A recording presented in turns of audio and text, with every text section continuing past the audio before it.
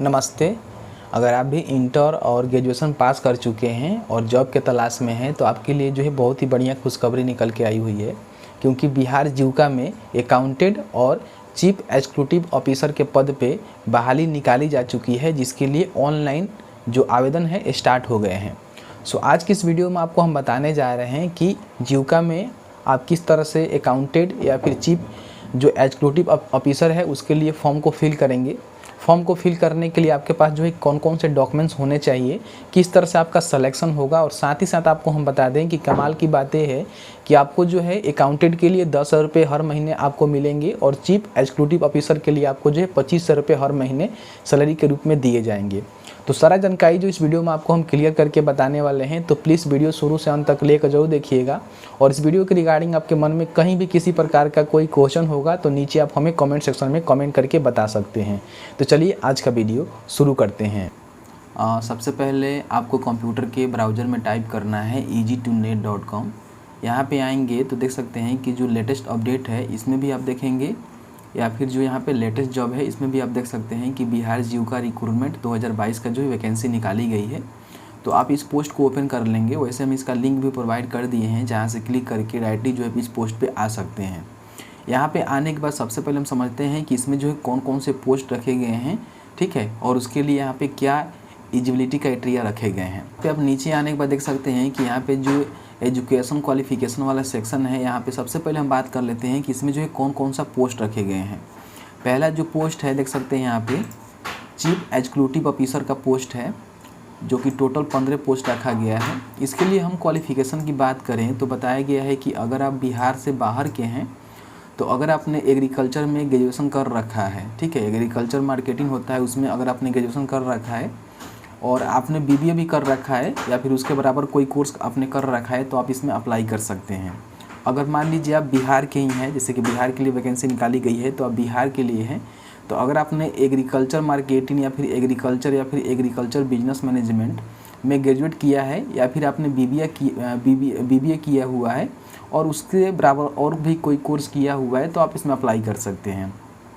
साथ ही साथ अगर आपने मान लीजिए 10+2 करके आपने एग्रीकल्चर में डिप्लोमा किया हुआ है, एग्रीकल्चर मार्केटिंग में डिप्लोमा एग्रीकल्चर में, या फिर मान लीजिए एग्रीकल्चर बिजनेस मैनेजमेंट में आपने 10+2 करके उसके बाद आपने डिप्लोमा किया हुआ है तो भी आप यहाँ पे अप्लाई कर सकते हैं।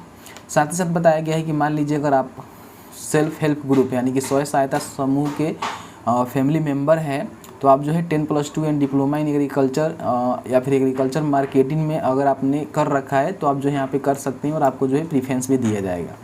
एक्सपीरियंस की हम बात करें तो आपके पास जो है 1 साल का एक्सपीरियंस होना चाहिए farmer and grass root level पे काम करने का।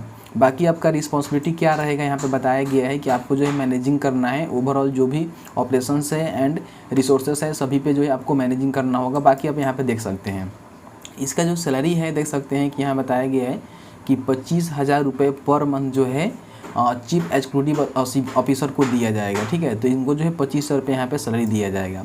उसके बाद दूसरा जो पोस्ट है अकाउंटेंट का है, जैसे कि आप सभी को पता ही होता है कि लेखापाल जो अकाउंटेंट का काम होता है वो करना पड़ेगा। टोटल जो पोस्ट देख सकते हैं कि यहाँ पे जो है 15 पोस्ट रखे गए हैं इसके लिए भी। इसकी हम एजुकेशन क्वालिफिकेशन की बात करें तो अगर आपने 10+2 कॉमर्स से किया हुआ है या फिर अकाउंटेंसी से किया हुआ है तो आप इसमें अप्लाई कर सकते हैं। साथ ही साथ आपके पास जो है अकाउंटिंग जो सॉफ्टवेयर होता है जैसे कि टैली होता है उसका जो जानकारी आपके पास होना चाहिए, क्योंकि जो टैली होता है वो जो है अकाउंटेंट से रिलेटेड होता है और अकाउंटेंट के काम के लिए जो है टैली का जानकारी ज़रूरी होता है। तो आपने टैली ETC वगैरह अगर आपने मतलब आपका अच्छा पकड़ है तो आप अप्लाई कर सकते हैं। साथ ही साथ मान लीजिए अगर आप सेल्फ हेल्प ग्रुप यानी कि स्वयं सहायता समूह के मेंबर है, फैमिली मेंबर है, तो आपको जो है ज़्यादा यहाँ पे सिलेक्शन प्रोसेस में आपको ज़्यादा प्रीफरेंस मिलेगा। इसके लिए भी 1 साल यहाँ पे देख सकते हैं कि आपको जो है अकाउंटेंट का काम हैंडलिंग करने का जो है एक्सपीरियंस होना चाहिए, ठीक है, टैली पे। साथ ही साथ यहाँ पे आपका रिस्पॉन्सिबिलिटी क्या रहेगा देख सकते हैं कि सारा चीज़ यहाँ बताया गया है, जिसको एक बार आप देखेंगे। और इनका जो सैलरी है देख सकते हैं कि 10,000 रुपये जो है पर मंथ इनको दिया जाएगा, ठीक है। तो यहाँ पे आप समझ गए कि इनके लिए जो है क्वालिफिकेशन और कौन सा पोस्ट रखे गए हैं और कितना पोस्ट है। अब नीचे आएंगे तो सबसे पहले हम बात कर लेते हैं कि अप्लाई कैसे होगा। अप्लाई करने से पहले कुछ बातें हैं जो आपको ध्यान देना पड़ेगा। सबसे पहले हम डेट के रिगार्डिंग बात कर लेते हैं। तो देख सकते हैं कि इसका जो फॉर्म है स्टार्ट हो गया है। आप 25/6/2022 तक इस फॉर्म को फिल कर सकते हैं, ठीक है।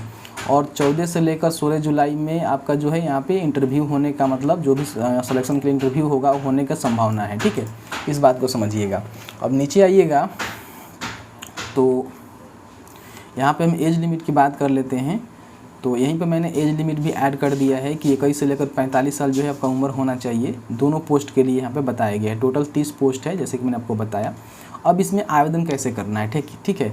आवेदन करने के लिए देखिए ज़्यादा कुछ नहीं करना है। आपके पास एक ईमेल आईडी होना चाहिए, हाल में के पासपोर्ट साइज आकार का रंगीन फोटोग्राफ होना चाहिए, 3 महीने से अधिक पुराना नहीं होना चाहिए।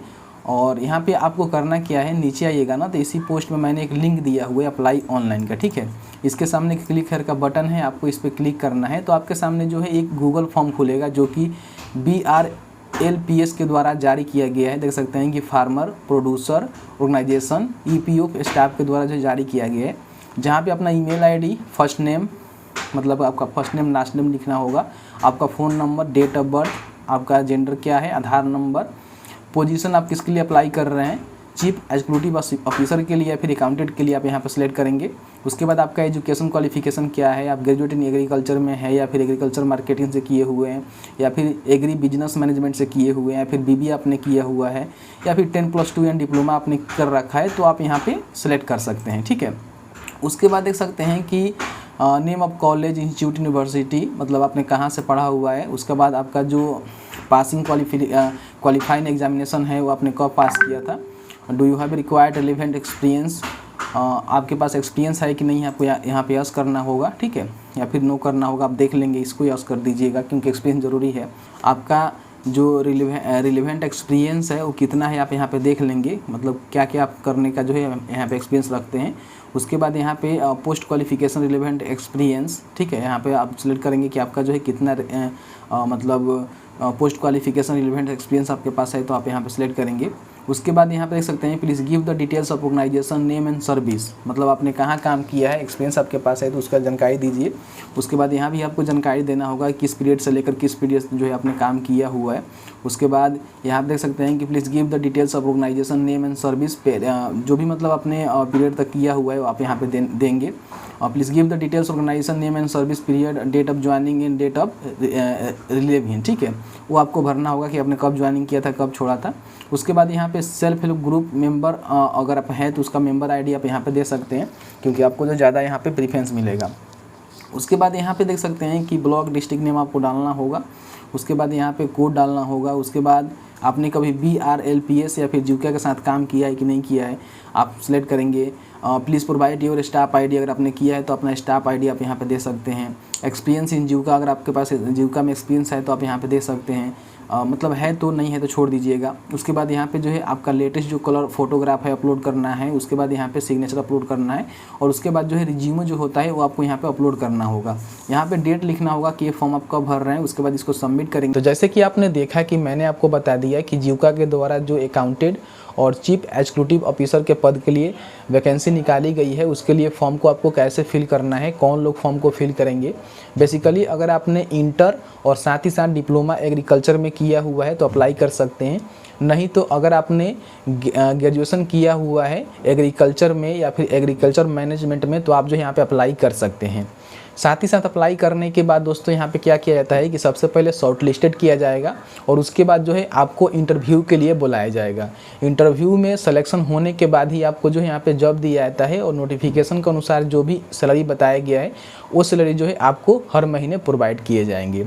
तो बस एक छोटा जानकारी था जो मैं आपको बताना चाह रहा था। आप में से काफ़ी सारे लोग, हमने जब कंप्यूटर ऑपरेटर का बहाली के बारे में बताया था तो आप लोगों ने कहा था कि 2 पोस्ट के लिए आपने वीडियो बना दिया। तो देखिए वैकेंसी होता है, चाहे वो 2 पोस्ट हो, 4 पोस्ट हो, 1000 पोस्ट हो, इन्फॉर्मेशन देना ज़रूरी होता है क्योंकि मान लीजिए कहीं किसी का उसमें जॉब लग जाए तो अच्छी बात है, तो नोटिफिकेशन आता है तो आपको इन्फॉर्मेशन हम देते हैं। तो ये सब मत कहिएगा कि 2 पोस्ट के लिए 3 पोस्ट के लिए वीडियो बना देते हैं। मेरा काम है वीडियो बनाकर आपको जानकारी देना। आप उसको किस तरह से हासिल करते हैं, उसमें आपका किस तरह सिलेक्शन होता है वो आपके ऊपर निर्भर करता है। तो बस छोटा सा वीडियो था। चलिए मिलते हैं एक नए वीडियो में एक नए टॉपिक के साथ। तब तक के लिए वीडियो देखने के लिए आपका बहुत बहुत धन्यवाद। आप जहाँ भी हैं सुरक्षित रहें, स्वस्थ रहें। बहुत बहुत धन्यवाद।